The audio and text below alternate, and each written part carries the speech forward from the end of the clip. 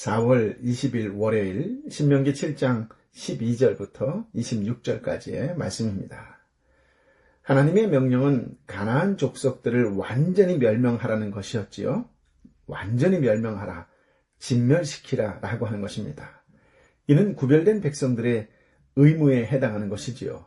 그리고 성경의 이러한 명령은 오늘날 성도들에게도 하나님 나라 백성들의 삶은 어떠해야 하는지에 관하여 알려줍니다. 우리는 세상과 좀 다른 삶을 살아야 합니다. 우리의 믿음이 세상 문화로 말미암아 흔들리지 않도록 견고하게 서야겠지요. 오늘은 이 내용과 관련하여 이를 이루는 방편에 대해 함께 묵상하고자 합니다. 핵심은 하나님의 명령이 주어졌을 때 우리는 어떻게 그것을 행해야 하는가라고 하는 점이지요. 이스라엘 백성들에게는 우리가 과연 가나안을 이길 수 있겠는가라는 문제가 되겠고, 오늘날 성도에게는 우리가 과연 범람해 오는 세상이나 사탄의 세력들로부터 과연 독야청청할 수가 있겠는가라는 것입니다. 그리고 포괄적으로는 우리가 인생을 살아가면서 만나게 되는 모든 어려움에서 어떻게 그 어려움을 타개할 수 있는지에 관한 성경적 답변이 되겠습니다. 하나님을 믿고 성경을 사랑하는 사람들에게 이 문제에 대한 답은 매우 쉽고 간단합니다. 우리가 싸워서는 승산이 없는 싸움이요, 하나님께서 대신 싸우셔야 한다는 것이지요. 물론 성도들은 이 사실을 다 압니다. 어떤 종류의 난관이 부딪혔을 때 그것을 이기는 방법이 궁극적으로 하나님을 의지하는 것임을 우리는 다 알고 있지요. 즉, 대답은 매우 간단하다라는 말씀입니다. 하지만 이것은 구체적으로 무엇을 의미하는 것일까요? 우리는 난관을 만날 때 하나님께 모든 것을 맡기라라고 잘 이야기합니다. 하지만 하나님께 모든 것을 맡긴다라고 하는 것이 구체적으로 무엇을 의미하는 것일까요? 앉아서 기도만 하면 된다는 의미일까요? 아니면 무언가 방도를 찾아 나서는 것을 의미하는 것일까요? 내가 문제를 만났을 때 하나님께 모든 것을 맡긴다는 것은 구체적으로 무엇을 의미합니까? 이스라엘 백성들이 가나안 족속들을 치려했을 때 그들에게 현실적으로 닥친 문제는 이들을 어떻게 이길 수 있나라는 점이었을 것입니다. 전투력의 입장에서 볼 때 이스라엘 백성들은 가나안 족속들과 상대가 되지 않았습니다. 그런 상황에서 그들이 현실적으로 이길 수 있는 승산은 별로 없지요. 이스라엘은 약한 민족이었기 때문에 그렇습니다. 그들은 별로 볼 일이 없는 그런 사람들이었습니다. 그래서 실제로 강대하고 무기를 잘 갖춘 가나안 사람들과 싸운다는 것은 그들에게 두려움이요 공포였지요. 그래서 어제 말씀에 그래서 17절 말씀에 우리가 어떻게 그들을 쫓아내겠는가라고 이야기합니다. 하나님을 믿는다는 것은 삶에 극심한 고난이 닥쳐도 아무런 고통이 없는 것을 의미하지 않습니다. 성도도 똑같은 고통이 있습니다. 하나님을 믿는다라고 하는 것은 심각한 문제가 닥쳤을 때도 마음이 마치 고요한 호수처럼 잔잔하고 전혀 아무런 갈등과 마음의 근심도 없다는 것을 의미하지 않습니다. 어려운 상황이 닥칠 때 성도도 똑같이 고민하고 고뇌합니다. 하나님을 믿는다는 것은 중요하고 어려운 일을 만났을 때도 너무나 초연하게 아무렇지도 않게 일을 처리한다는 것을 의미하지 않습니다. 성도도 긴장하고 성도도 어려워하며 성도도 갈등을 겪습니다. 이것을 대수롭지 않게 생각하는 사람은 실제로 문제를 만났을 때 그 문제를 이겨내지 못할 가능성이 많습니다. 하나님이 알아서 다 해주실 거야 라고 생각하고 삶의 본질을 간파하지 못한 사람은 진짜 쓴 고통을 겪게 될 때 하나님을 배신하게 될지 모릅니다. 그러나 하나님은 우리에게 그런 종류의 삶을 허락하시지 않았습니다. 성도에게도 갈등은 여전히 갈등이며 고민은 고민입니다. 그러므로 그런 문제 자체가 불신앙인 것은 아니라는 것이지요. 17절 말씀은 이렇게 되어 있어요. 너희는 스스로 이 민족들은 우리보다 강하다. 우리가 어떻게 그들을 쫓아내겠는가라고 말할 수도 있다. 그들은 고민했습니다. 이 문맥에서 이 말은 하나님을 불신해서 하나님께서 그들을 쫓아내지 못하실 거라고 했던 가데스 바네아에서의 반역과는 다른 것입니다. 이것은 17절 말씀은 하나님을 믿지 못하는 정황이라기보다는 걱정이지요. 하나님은 누구보다도 우리의 연약한 체질을 잘 아시는 분이십니다. 그러므로 우리는 삶의 고통이나 이기기 어려운 문제를 만났을 때 문제를 가벼이 보아서는 안 됩니다. 그 문제는 성도인 우리에게도 힘든 것이지요.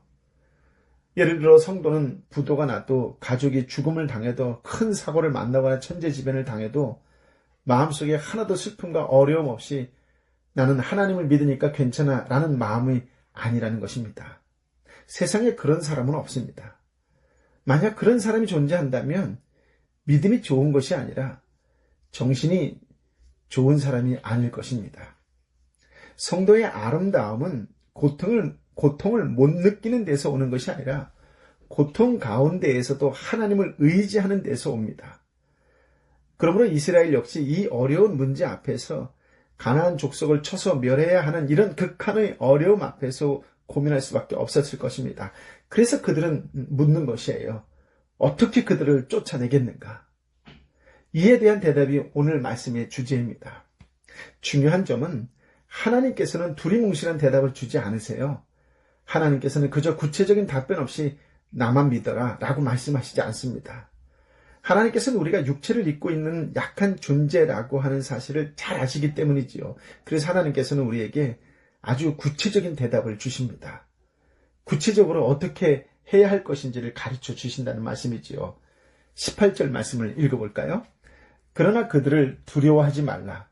너희 하나님 여호와께서 바로와 온 이집트에서 어떻게 하셨는지 잘 기억해보라. 하나님께서 근심과 걱정에 휩싸여 있는 이스라엘에게 주신 대답이 무엇이에요? 그들은 구체적으로 무엇을 해야 한다고 합니까? 기억하는 것입니다. 하나님의 구속 역사를 기억하는 것입니다. 구속의 기억이 성도를 어려움에서부터 탈출하게 합니다. 이것은 현실적인 문제요, 답변이지요. 하나님의 구체적인 방법은 진지를 구축한다든지 문제 해결을 위한 방법론적인 서적을 읽거나 카운슬을 찾아가는 것이 아니에요. 자기가 할 수 있는 모든 자원을 끌어모은다거나 동원할 수 있는 모든 인력을 총동원한 것도 아니었습니다. 하나님께서 주신 방법론은 매우 구체적이긴 하였지만 그것은 또한 매우 이상한 것일 수 있습니다. 하나님은 성도가 어려움을 만났을 때 궁극적으로 그것을 이겨내는 방법은 이전에 나에게 행하신, 이 땅에 행하신, 교회에 행하신, 이 나라에 행하신 그 하나님께서 행하셨던 일을 기억하는 것이라고 분명히 말씀하고 계십니다. 여호와 하나님께서 이전에 나를 이렇게 구원하셨다라는 사실을 떠올리는 것입니다. 내 하나님 여호와께서 나를 큰 시험들, 이적들과 기사들, 너희 하나님 여호와께서 너희를 이끌어내신 그 강력한 손과 쭉 뻗친 팔을 나를 구원하신 사실을 기억하는 것입니다. 그렇습니다. 하나님의 은혜를 기억하는 것입니다. 성도에게는 이것이 어려움을 만났을 때 대처하는 구체적인 방법론입니다. 이것이 이상해 보입니까? 하지만 이것이 오늘 하나님께서 우리에게 제시해 주시는 방법이라고 하는 것이에요. 어떤 분들은 이렇게 질문하실지 모르겠습니다. 그게 무슨 도움이 됩니까? 라고요. 지금 상황이 엉망이고 내가 이렇게 힘든데 하나님 과거에 나를 구속했다는 것, 은혜 베푸셨다는 것을 기억하는 것이 이 문제를 해결하는 데 무슨 해결책이 됩니까? 그러나 성도는 그렇지 않다라고 말해야 합니다. 그리고 오늘 본문에서 하나님께서는 은혜를 기억하는 것이 실제로 우리를 어떻게 그 어려움으로부터 구원해낼 수 있는지를 보여줍니다. 19절 말씀을 읽어볼까요? 너희는 너희 두 눈으로 그 큰 시험들, 이적들과 기사들, 너희 하나님 여호와께서 너희를 이끌어내신 그 강력한 손과 쭉 뻗친 팔을 똑똑히 보았다. 너희 하나님 여호와께서 너희가 지금 두려워하고 있는 그 모든 민족들에게도 똑같이 하실 것이다. 이스라엘 백성들은 어떻게 그들을 쫓아내겠는가라고 물었고 하나님 그 대답으로 과거 하나님께서 너를 구원하셨던 사실을 기억하라는 것을 대답으로 주셨습니다. 그러면 너희 하나님 여호와께서 너희가 지금까지 두려워하고 있는 그 모든 민족들에게도 똑같이 하실 것이다 라고 약속하셨습니다. 해결책이 무엇입니까? 왜 과거를 기억하는 것이 그들의 현재 문제를 해결하는 답이 될 수 있습니까? 그것은 하나님께서 그때에 행하신 것과 똑같이 지금도 행하시기 때문입니다. 이스라엘이 맞게 된 현실은 현실의 문제입니다. 그러므로 우리 생각에 그에 대한 문제는 지금 우리가 답변을 찾아야 하는 것이라 생각하기 쉽지요. 하지만 하나님께서는 과거를 돌아보는 것이 해결책이라고 하십니다. 과거를 돌아본다는 것이 무엇을 의미할까요? 그것은 옛날에 얽매여 살라는 뜻일까요? 그렇지 않지요. 아닙니다. 과거에 하나님께서 나를 구속하신 사실을 기억하라는 것입니다. 하나님은 언약의 하나님이십니다. 그분은 아브라함과 이삭과 야곱을 당신의 자녀로 부르신 우리 조상들의 하나님이십니다. 그리고 애굽에서 이스라엘을 건지신 것과 같이 오늘날 지금 우리의 문제도 해결하시는 분이십니다. 그러므로 우리가 여기에서 내릴 수 있는 결론은 성도가 문제를 직면했을 때 그거를 해결할 수 있는 방법론은 언약의 하나님을 기억하는 것이다 라고 할 수 있지요. 어려울수록 과거에 부어주신 은혜를 기억하고 오늘도 은혜 부어주실 하나님을 기대하며 기다리며 기도하는 성도가 되시기를 예수님의 이름으로 축복합니다. 오늘 주신 말씀을 통하여 또 하나 발견되는 깨달음은 하나님께서는 그들이 당면한 문제가 결국 누구에게 속해 있는지를 가르쳐 주십니다. 우리는 통상적으로 하나님께서 안 보이는 데 계시고 실제 문제를 당면하는 것은 나라는 생각을 하게 되지요. 하지만 오늘 말씀은 우리에게 정반대 사실을 말씀하고 있습니다. 실제 싸우고 계신 분은 하나님이시오. 나는 뒤에서 단지 기억만 합니다. 즉 어려움이 발생했을 때 그 문제를 해결하기 위해서는 나는 뒤에 서서 기억만 합니다. 선두에 서서 싸우시는 분은 하나님이시지요. 오늘 본문에서 나는 실제로 전쟁터에 나가서 싸우지 않습니다. 내가 해야 하는 일은 단지 여호와 하나님께서 이전에 행하셨던 일을 기억하는 것뿐이에요. 20절부터 24절의 말씀을 함께 읽어볼까요? 거기다가 너희 하나님 여호와께서는 너희를 피해 살아남은 숨은 사람들조차 멸망할 때까지 그들 가운데로 말보를 보내실 것이다. 그들을 두려워하지 말라. 너희 가운데 계시는 너희 하나님 여호와께서는 크고 놀라운 하나님이시다. 너희 하나님 여호와께서는 너희 앞에서 진 민족들을 차츰차츰 쫓아내실 것이다. 너희는 그들 모두를 한 번에 제거하려고 하지 말라. 들짐승들이 너희 주변에 들끓을지 모르니 말이다. 그러나 너희 하나님 여호와께서는 그들을 너희에게 넘겨주셔서 그들이 멸망할 때까지 큰 혼란에 빠뜨리실 것이다. 그분이 그들의 왕들을 너희 손에 넘겨주실 것이고 너희는 그들의 이름을 하늘 아래에서 완전히 없애버릴 것이다. 어느 누구도 너희에게 대항해 들고 일어날 수 없으며 너희는 그들을 멸망시킬 것이다. 멸망케 하시는 주체, 하늘 아래에서 완전히 없애버리시는 주체 역시 모두 하나님이십니다. 즉 우리가 통상적으로 생각하는 것과는 정반대로 일을 행하시는 분은 여호와 하나님이십니다. 나는 그냥 하나님께서 행하시도록 하기 위해 하나님께서 이전에 구속하셨던 일을 기억하기만 하면 됩니다. 이것이 성도의 방법론입니다. 또 어떤 사람들은 이렇게 물을지도 모릅니다. 이스라엘이 실제로 가나안 땅에 들어갔을 때 실제 전쟁을 한 주체는 누구입니까? 실제로 눈에 보이는 전쟁에서 이스라엘 백성들이 싸우지 않고 하늘에서 내려온 천군 천사들의 대신 싸웠습니까? 아니면 하나님께서 불러댄 창을 들고 직접 내려오셔서 가나안 족속을 쳐 부셨습니까? 결국 싸운 것은 우리가 아닙니까? 라고요. 우리는 눈에 보는 현실에서 대다수의 전쟁을 이스라엘 자신들이 했다는 것을 알고 있습니다. 실제로 가나안 거주민들과 싸운 것은 하나님이 아니라 이스라엘이었지요. 그러므로 우리는 이렇게 말할 것입니다. 하나님, 결국 우리가 싸웠지 않습니까? 라고요. 그렇습니다. 맞습니다. 그들이 실제로 싸웠습니다. 하지만 우리는 좀 더 깊이 생각해 볼 필요가 있습니다. 과연 이들이 싸운 것이 맞을까요? 하나님께서는 천사들의 군대가 내려와 적들을 죽이도록 할 수 없어서 그렇게 하지 않으셨을까요? 아니면 하나님께서 친히 강림하셔서 적들을 죽이실 수 없어서 죽이시지 않으셨을까요? 우리는 실제로 성경에서 결정적인 승리를 위해 이스라엘이 개입하지 않고 하나님께서 친히 싸우시는 장면들을 많이 보게 됩니다. 하나님께서는 결정적인 장면에서 친히 싸우심으로써 그 싸움의 주체가 하나님이심을 이스라엘에게 보이셨지요. 즉, 하나님께서는 이스라엘 백성들에게 전쟁이 여호와께 속한 것임을 가르쳐 주신 것입니다. 하지만 하나님께서는 모든 싸움을 다 싸우시지는 않습니다. 하나님께서는 많은 싸움을 이스라엘이 친히 싸우게 하셨습니다. 왜 그렇게 하셨을까요? 그것은 하나님을 신뢰하는 것과 운명론자가 되는 것은 다른 것이기 때문입니다.